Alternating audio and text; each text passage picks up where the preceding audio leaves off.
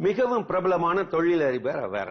அடுத்தடுத்த வெற்றிகளை அலாக்காக அள்ளிக்கொண்டு பயணம் செய்து கொண்டிருப்பவர் அவர். முக்காலத்திற்கும் பொருந்தும் வணிக சூத்திரங்களை வக்கனையாக வளைத்து போட்டு முன்னேறி வருபவரும் அவர்தான். அவரிடம் கேட்டார் வளரும் ஒரு வணிக இளைஞர், உங்களது வெற்றியின் ரகசியம் என்ன?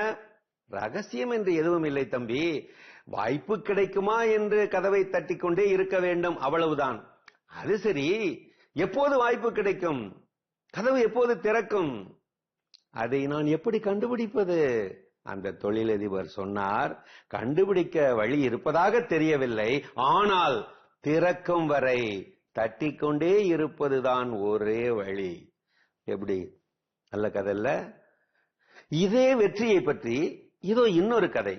சிரிப்போடு இருந்த வெற்றியாளரை பார்த்து முறைத்து முறைத்து பார்த்து கொண்டிருந்தார் தோல்வியாளர்.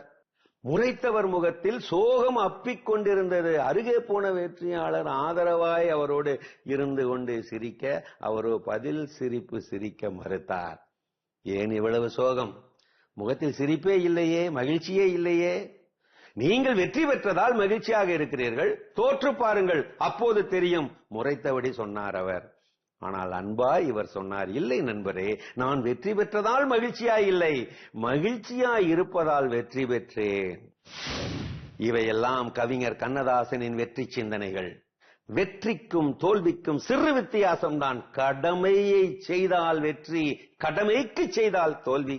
வேதனைகளும் சோதனைகளும் வெற்றிகளும் தோல்விகளும் நமக்கு வருவதே உறவுகளை நாம் அடையாளம் கண்டுகொள்ளத்தான்.